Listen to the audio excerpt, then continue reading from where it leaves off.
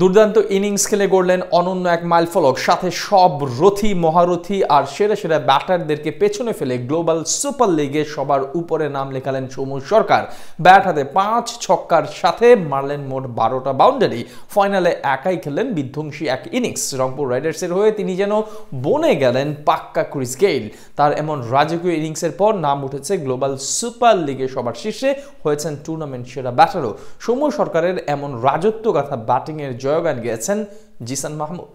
Form is temporary, class is permanent. কথাটা সহজে আপনি সৌম্য সরকারের ক্ষেত্রে ব্যবহার করতে পারেন। গ্লোবাল সুপার লিগে যেটি আরো একবার প্রমাণ করলেন বাঁহাতি এই ওপেনার। ব্যাট হাতে বিধ্বংসী রূপ ধারণ করে তুলোধুনো করলেন প্রতিপক্ষ বোলারদের, সাথে ছাড়িয়ে গেলেন টুর্নামেন্টের সব সেরা সেরা ব্যাটারদের। এমনকি গড়লেন বিশেষ এক মাইলফলক। অপার সম্ভাবনা নিয়ে হাজির হয়েছিলেন সৌম্য সরকার। ক্যারিয়ারের প্রথম থেকেই আশা দেখাতে থাকেন ব্যাট হাতে। তার ব্যাটিং স্টাইল ও এক একটা বাউন্ডারি মন কেড়ে নিয়েছিল প্রতিটা ক্রিকেট প্রেমীর। কিন্তু সময়ের সাথে সাথে সবাই যেখানে পরিণত হন, ঠিক স্রোতের বিপরীতে গিয়ে অফ ফর্মের বলি হয়ে অধারাবাহিক হতে থাকেন টাইগার এই ব্যাটার, যার সুবাদে বাংলাদেশ দল থেকেও বাদ পড়েন অনেকবার। তবে সব কালো আধারকে পেছনে ফেলে আবারও চেনা ছন্দে ফিরছেন সৌম্য।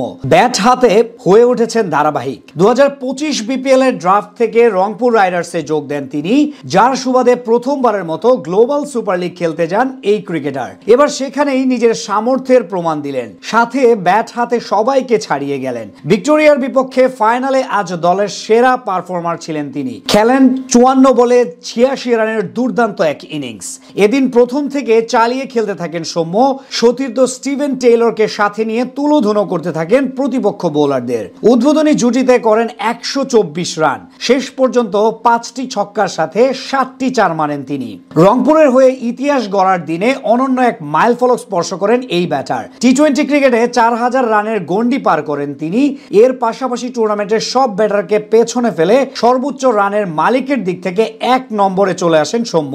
গ্লোবাল সুপার লিগে নিজের প্রথম ম্যাচে হ্যাম্পশায়ারের বিপক্ষে করেন 20 বলে 27 রান। এরপর দ্বিতীয় ম্যাচে খেলেন 51 রানের অনবদ্য ইনিংস। মাঝে গায়ানার বিপক্ষে 2 রান করলেও পরের ম্যাচে খেলেন 22 রানের ক্যামিও ইনিংস। আর আজ 86 রানের সুবাদে 5 ম্যাচে তার রান সংখ্যা এখন 188, যেখানে গড় ইনিংস প্রতি 47 রান এবং স্ট্রাইক রেট 142।